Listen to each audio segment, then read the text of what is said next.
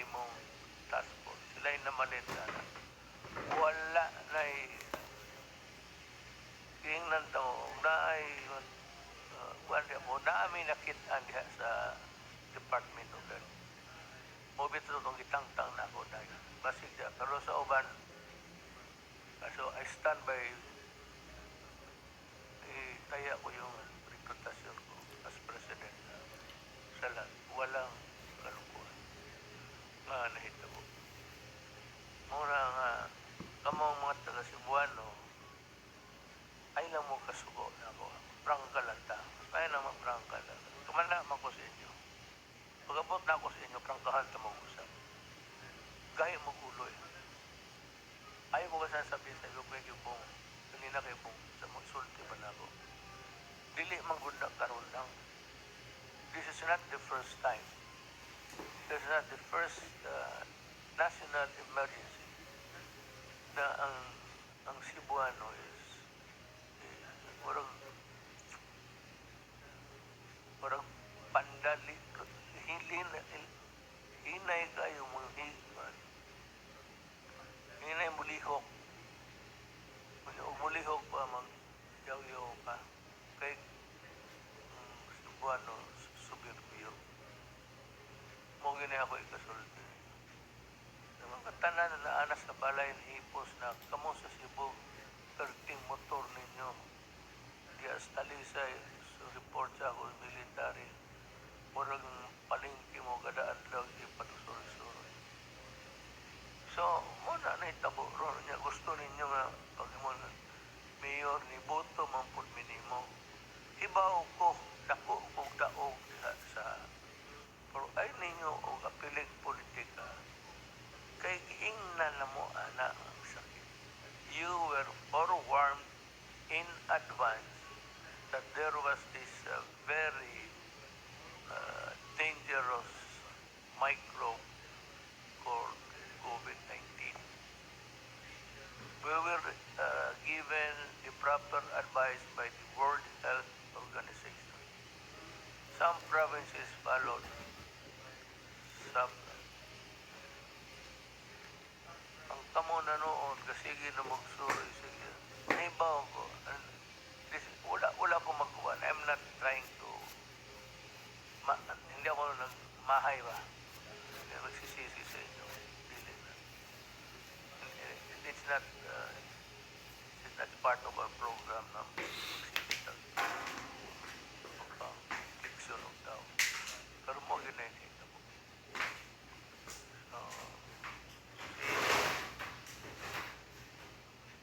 Si Roy, General Umato, General Anyon Asay, General sana, kailan ko na General Galvez, nasahin na sila sa Mindanao. Kailan ginako, umurag kaila. Barkada, gagawin ni Delpe. Barkada mo yan. Umurag, iniksuan sa damang tagal. Minamaya ba, pasigasa may makita. Pero, wala yung kumagduduha sa ilang kaligtong sa ilang pagkatao. Honest, Anim, Galvez, si Roy. Si Roy di kayo tiksulte. Diretso lang pabuto, wala na istorya. Roy, ando, kanawa ko sa problema nila. Tabangi sila. May bawa ako saon ang pagbuntama. Mura na. Mura ko ito. So, salamat sa imong gamay panambag sa mga tao. Who else na Roy, you want to say something about it? Sige magtando ni si Roy. Sige lang. Ito rin ni si Roy mo gini sundalo. Tinaw ito, may tingog. Suguo ni Gloria ni Adwato sa kulog na pag-ispadahay mo ni Saddam. At tungkol siya sa kulog sa Iraq. Nagtasa sa espada, ispadahay sila ni Saddam. Noon na dyan sa Amerikano. Sa Libya mo po.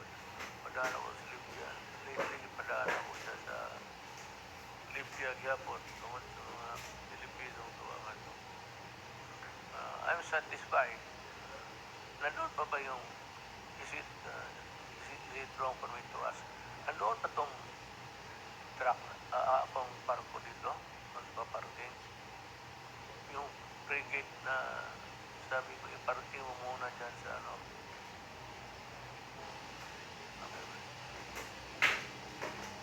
Pasya lang. At least kita ng mga Pilipino doon na handa ako magipag-ira. Kasi gamay rin yung atong nato. I want to board that new frigate that you. Is it the biggest? Already, 1 week ago na nandito na. I want to board on the new how would it and arrange some time. So, Jungle West. Right? Sir, I agree with you, sir, that the procurement process of the EOH has been actually, sir, kami po, sir, sa NTF, kasama po si DSTTF, si Lloyd, at saka, sir, si Yusek Jorge sa ating pong protocol. Talagang pinag-igihan po namin po, sir, na talagang yung mabibili po natin ay pinakamahusay at saka po yung talaga magagamit po natin, sir. So, I really vouch sa ano, sir, na si Secretary Lupi, sir, has nothing to do with talaga procurement because kami, sir, talaga, sir, ang nag-approve, sir, nila, sir. In fact, sir, sa ngayon, sir, yung test kit, sir, na nabili, sir, natin sa Sansure at saka po sa ibang mga, sir, napakababa po, sir. Tapos, nakuha po natin, sir, yun, yung 20,000 na PCR at saka yung automatic extraction na free po, sir, yun, free. Nakuha po natin sa China at nakuha na po natin yung 1 million na test kit. So, yung program, sir, natin supposed to be more or less 3 million na test kit po, sir, ang sir natin, mabilisan natin. Sa ngayon po, sir, because of our prudent procurement, more or less 10 million po na test kits po, sir, na nabili po, sir, natin. And we assure the public that the administration will be clean. Yun po ang lagi niyo po sinasabi sa akin, even nung ako yung chief of staff, na you have no tolerance to corruption, sir. That's why sir, my primary duty to be clean in dealing with procurement. So makakaasa po ang ating mamamayan na yung lahat na po na binibili po natin sa ng mga equipment at saka PPE ay talagang ito po yung mga standard, especially yung PPE, sir, na ginagawang kontrobersya po ng iba ay talaga po ito level 4 ang binili po natin. At kung titingnan po natin talaga sa history po ng ating health workers, bumaba po ang level ng mga casualty natin mula nung nakabili po tayo ng PPE noon. Noon dati, sir, ang dami namamatay ng mga doktor mula po nung bumili tayo ng PPE. Ay talagang isa o dalawa na lang po yung nagiging fatal casualty po. And then sa ngayon po, sir, yung ating testing capacity ini-increase na po natin. At ang ating laboratory po, sir, tayo po nagsimula na 3 lang nung February. Ngayon po 63 na po ang ating laboratory. So meron na po tayong 46 na RT-PCR at meron po tayong gene expert na laboratory. At halos lahat po ng ating mga region na meron na po. Sa NCR, meron na po tayong 27 testing laboratory. Sa Luzon, meron na po tayong 20. Sa Visayas, meron po tayong 7. At sa Mindanao, meron po tayong 9. At ang yung Caraga region na lang po ang natitira na wala po. Pero yung meron po sila 3 na laboratory na minamadali po natin. At hinihingi po ako ng gene expert sa DOH para mabigyan po ang Caraga region. Pero ang Caraga region po ngayon ang isa sa pinaka-ligtas po natin na region sa buong bansa. At yung sa sa ibang po natin sa Cebu City, yung ating pong sitwasyon ay nai-report ko na po kay Senator Bongo na talagang ang isang malaking problema po doon ay yung disparity po ng salary ng civilian at saka po natin ng public nurses, because na nung tinasa niyo po ang sweldo ng mga nurses natin, more or less mga 11,000 or 15,000 po ang disparity po ng kanilang sweldo. At sa ngayon po, ang inano namin ni Secretary Dino, nung pumunta po kami ng 2 beses po doon, yun po ang sinolve namin kagad dahil kasi po marami po sa mga nurses ay nagbiti po sa kanilang mga tungkulin dahil sa takot na rin po sa COVID. At the same time, mas mataas po ang sweldo ng ating mga public health workers. At sa pag-uutos po ng ating DHS Secretary, nag-deploy po tayo ng mga more or less 131 na nurses from public nurses na ating pong job order. At meron pa po tayo more than 100 na nire-recruit ngayon for deployment. So sa ngayon po, nag-increase ang capacity po ng mga 4 na hospital na pribado dahil po dinagdagan po natin ng mga nurses.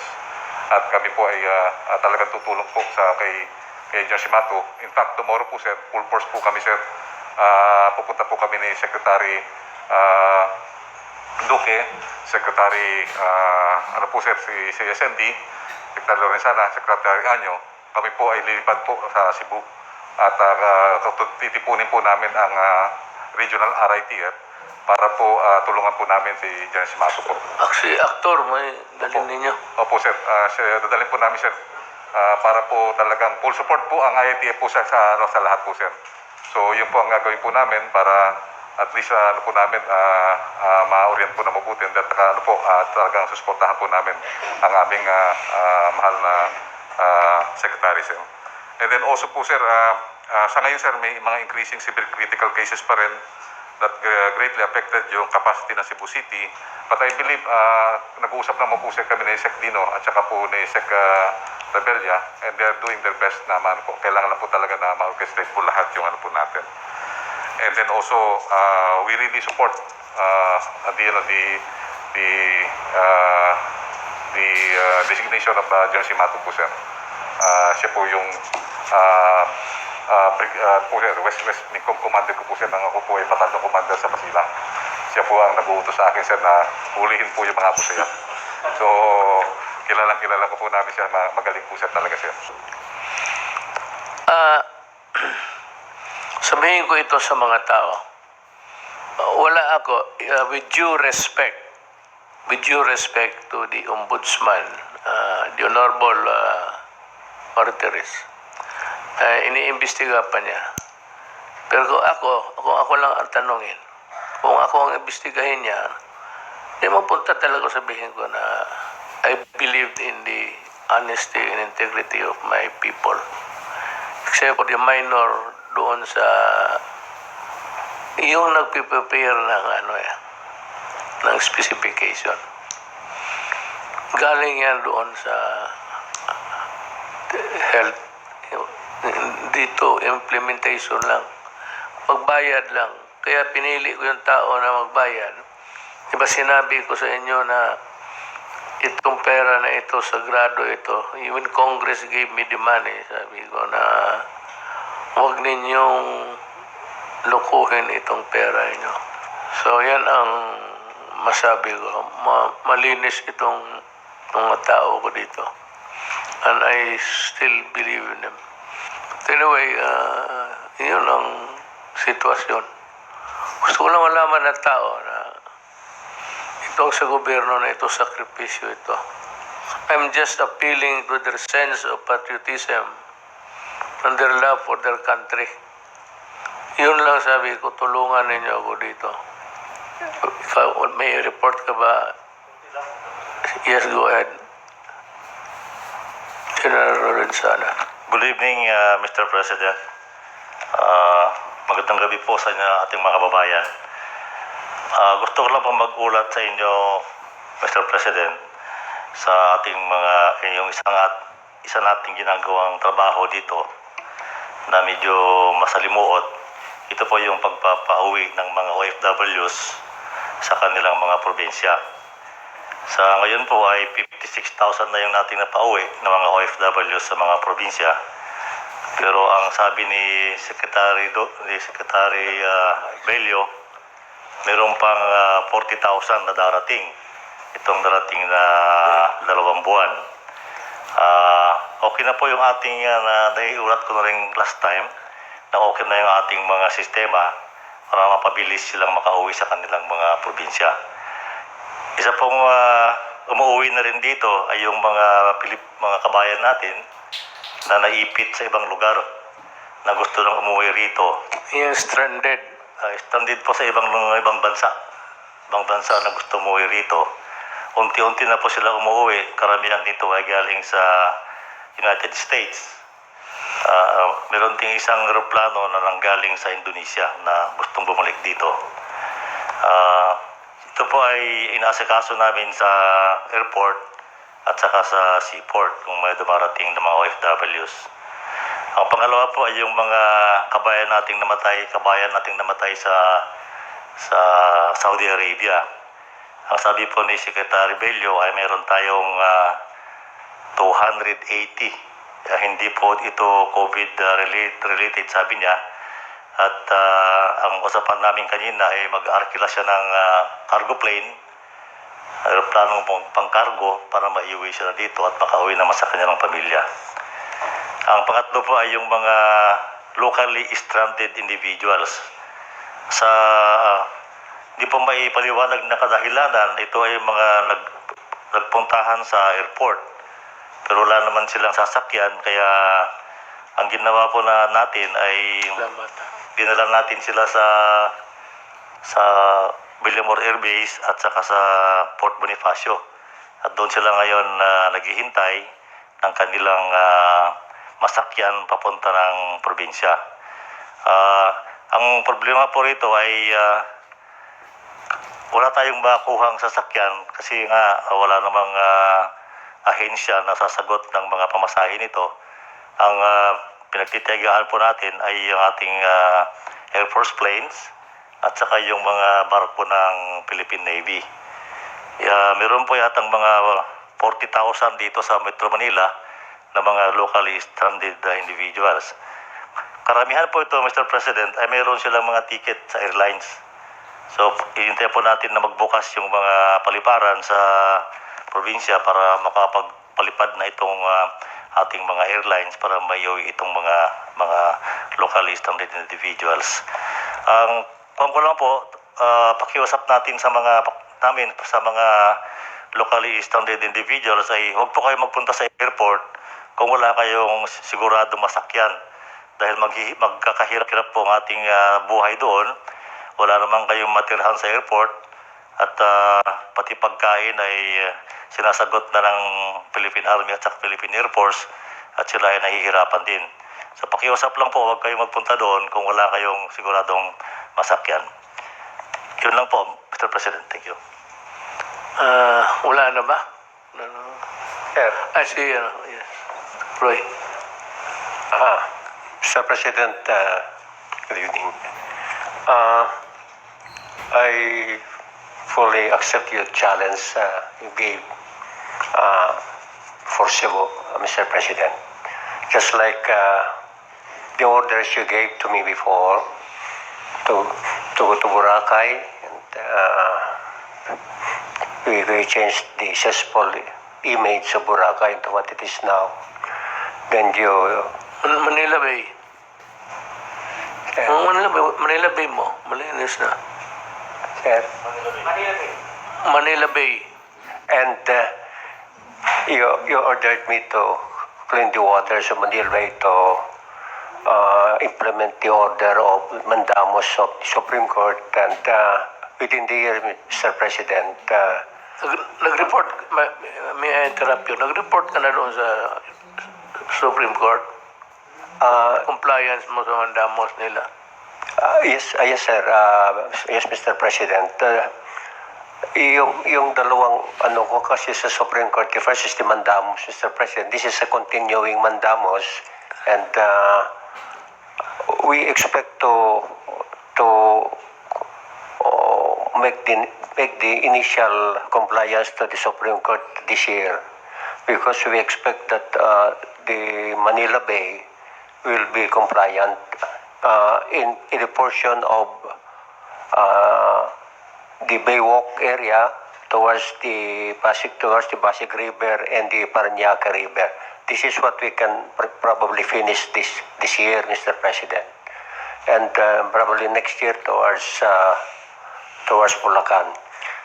And your order for me to go to Iraq and to go to Libya, I complied, Mr. President.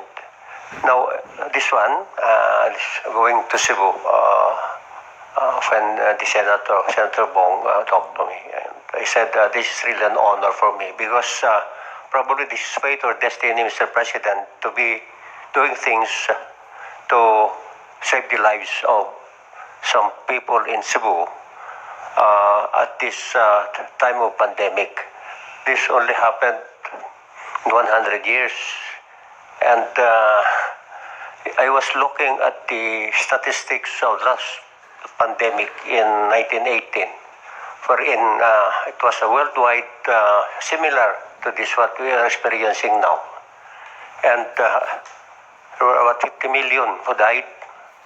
And I was researching how many Filipinos died in 1918 to 1920 in that pandemic. Remember, at that time, Mr. President, we were under Commonwealth and the Americans were here. And we suspect that doon nanggaling yung virus then.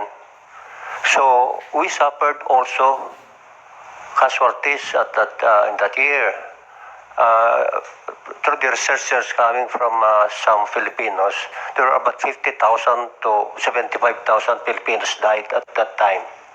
Of course, they were also implementing some lockdowns. They were also implementing some But I was also thinking, Mr. President, that the next generation will be looking at this again, at what transpired during this pandemic.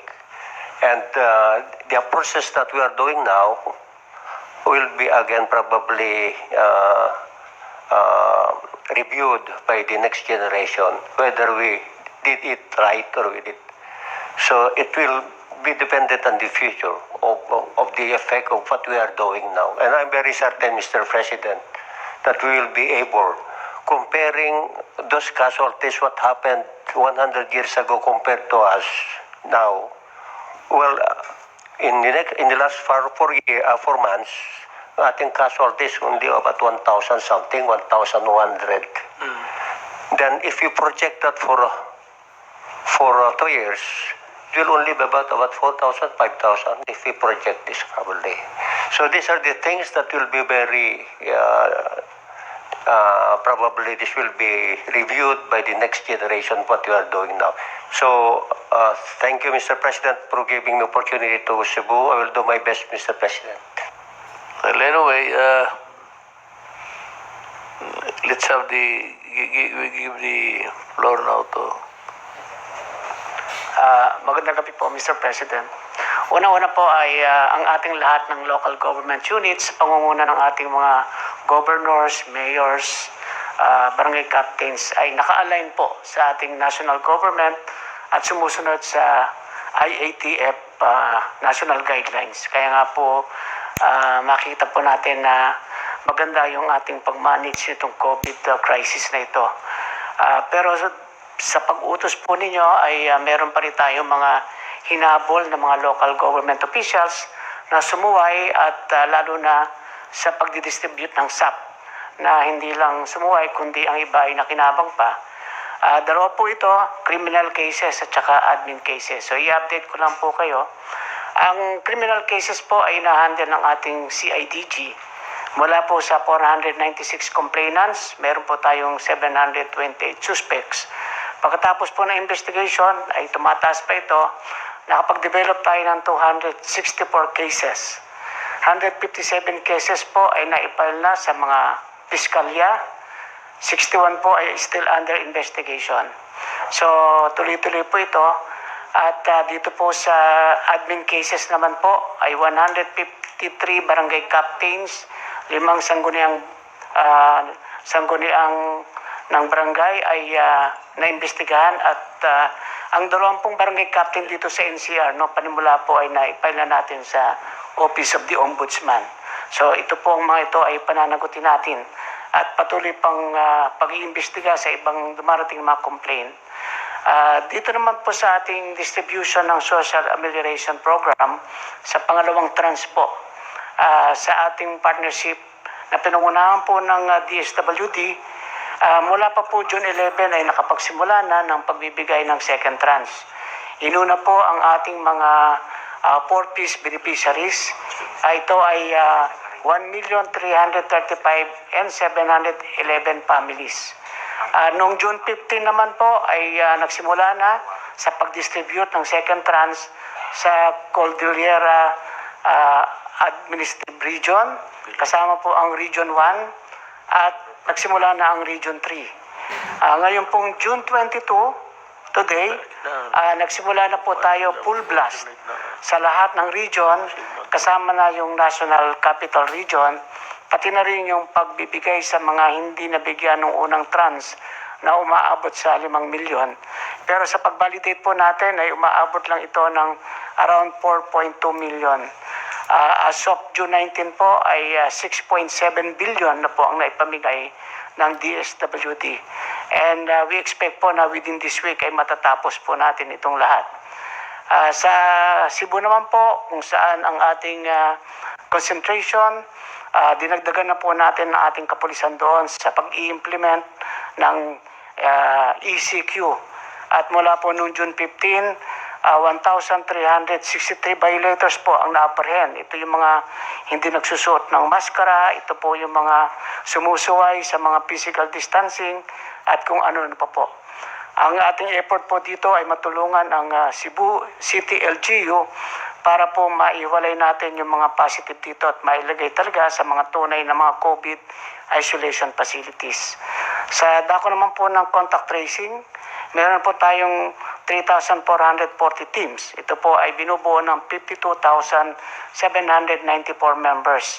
At ang ating pong efficiency ay 96.77% with a case close contact ratio of 1:5. So maganda po itong numero na ito. At nakahanda na rin po kami na mag-hire ng additional 50,000 contact tracers para po sigurado na mapag-ibayo pa natin yung contact tracing. Dito naman po sa usapin ng LSI, ang gagawin po namin dito ay i-organize namin ito sa tulong po ng mga LGUs na tatanggap. Ayaw na po natin yung barya-barya na nakakalusot yung iba at hindi po na i-quarantine. So, ang balik probinsya po ay isang magandang huwaran sapagkat yung balik probinsya, organized po eh. Pag alis pa lang dito sa Manila, alam na ng LGU kung ilan yung darating, sasalubungin nila at diretso sa quarantine at maayos ang lahat. Wala pong nakakalusot. So sa ating pong LSA ngayon, gusto po natin ay ganun din. Alam ng LGU na darating ang ganitong karami at kailangan po ay nakahanda yung kanilang isolation facility sapagkat kung puno po at darating ang mga kababayan natin at hindi rin nila maiko-quarantine, doon po nagsisimula yung tinatawag nating contagion or infection or contamination. So kailangan po talaga ay organized at coordinated at ito po ay pag-iibayuhin namin kasama po ang ating National Task Force. Sisiguraduhin po natin na maihatid ang ating mga kabayan ng ligtas. Gagamitin na po natin yung ating mga barko ng Philippine Navy, Philippine Coast Guard at kung ano pa yung marerentahan natin para bultuhan po ihatid natin doon sa mga nakahandang LGU. So, yun lang po, Mr. President. Maraming pong salamat.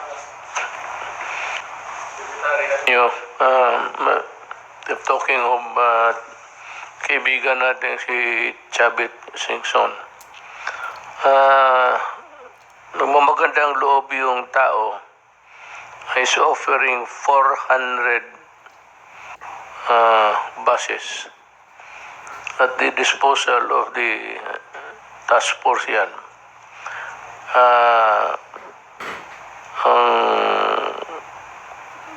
July 4 for Mindanao, ang July 5 para sa Visayas. 400 buses yan. Kayo na ho ang kung distribute so that maybe the target areas where this should be delivered could be as near as where the trucks head for and park there for them to disembark. Ang pakiusap lang, just like your statement now, na tanggapin lang yung mga LGUs, nang tanggapin nila yung mga tao. Pakiusap.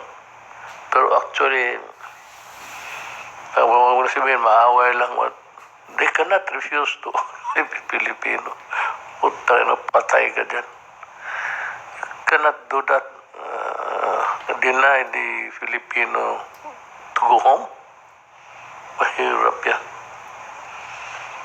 Tapos, asympatic. Di mo alam kung may...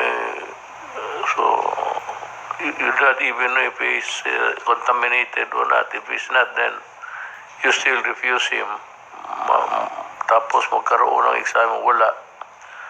Maluloko. There you'll run into a gamot of so many problems.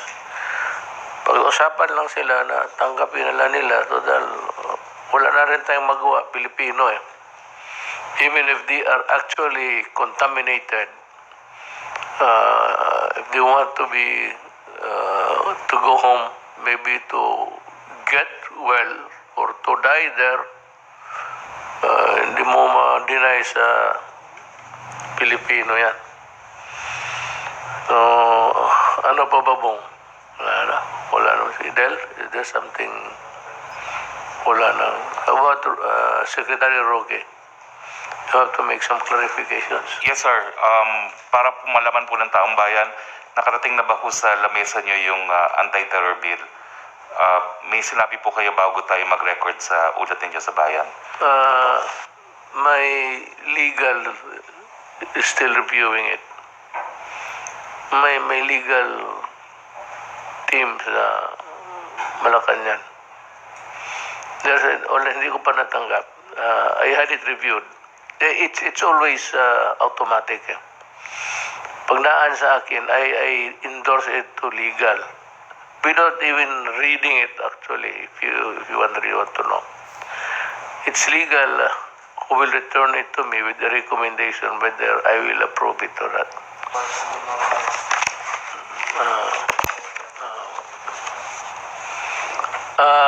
Ulitin ko yung hindi naman warning, kundi pakiusap sa inyo na sanayin natin yung buhay ngayon.